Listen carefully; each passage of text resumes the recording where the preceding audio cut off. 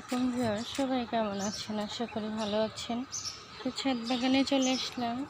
ছাদ বাগানে সুন্দর ফুল ফল শাকসবজি হয়ে আছে। ভালো লাগলে সাবস্ক্রাইব করে পাশে থাকবেন। যে ডালিয়া, গোলাপ, হাজারি গোলাপ, তো এদিকে আঙুর গাছগুলো বড় হয়েছে, পুঁইশাকের ডগা, আর এদিকে তো নানা রকম ফুল, চন্দ্রমল্লিকা, আর এদিকে করলা গাছ। করলাগুলো হারভেস্ট করার উপযোগী হয়ে গেছে। আর এদিকে নানা রকম গাছ, মুরগিগুলো বড় হয়েছে, টাইগার মুরগি, ফার্মি মুরগি।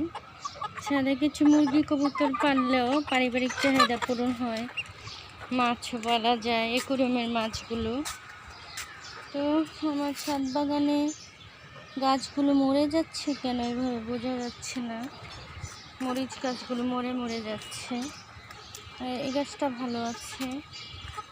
আর এদিকে তো জবা ফুলের কলি, চেরি ফুলের গাছটা মরা হয়েছে, মানে পানির অভাবে। তো এদিকেও সব গাছগুলো সুন্দর হচ্ছে। তো এদিকে কিন্তু করলা ঝুলে আছে, সুন্দর করলাগুলো হারভেস্ট করে নিতে হবে। এদিকে কাঠগোলাপ ফুটেছে। আর এদিকে আমার কবুতরের বাচ্চা। এদিকে নানা রকম ফুল গাছ, এদিকে বেগুন গাছ, বেগুন ধরেছে, পেয়ারা গাছ। তো এদিকেও বেগুন বড় হচ্ছে। ছাদ বাগানে কিছু বেগুন গাছ থাকলে কিন্তু বেগুন আর কিনতে হয় না। এদিকে শসা গাছে ফুল এসেছে। শসা গাছ আর এইসব লতা জাতীয় গাছ, লাউ, কুমড়া, এসব গাছগুলো কিন্তু কাটিং করে দিতে হয়। এই যে আমার কুমড়া গাছ, 3G 4G কাটিং, এসব কাটিং করে দিলে লাউ কুমড়া সুন্দর হয়, মিষ্টি ফুল, পুরুষ ফুল আসে।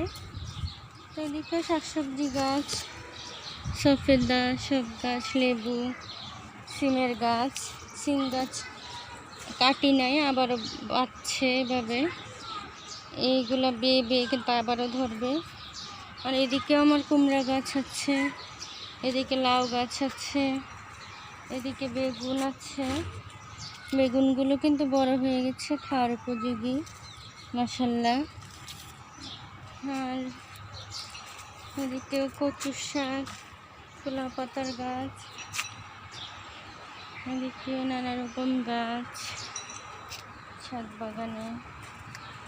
আমরা নানা রকমের ফলের গাছ, এদিকে ডালিমও ধরেছে, করমচা ফুল এসেছে, লেবু, কাঁচামরিচ ধরেছে। ছাদ বাগানে তো সব গাছ বাঁচবে না, কিছু গাছ মরে যাবে, কিছু গাছ বাঁচবে, এরকমই। এদিকে সিডলেস চায়না লেবু।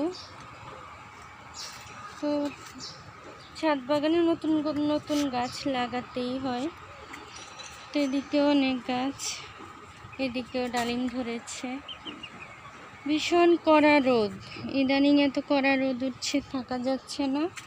গাছগুলো শুকিয়ে যাচ্ছে, পানি না দিলে মরে যাচ্ছে। তো এই সময় এরকম বাড়তি যত্ন করতে হবে, ঠিকমতো পানি দিতে হবে। তো ভালো লাগলে সবাই পাশে থাকবেন, সাবস্ক্রাইব করে দিবেন। আল্লাহ হাফেজ।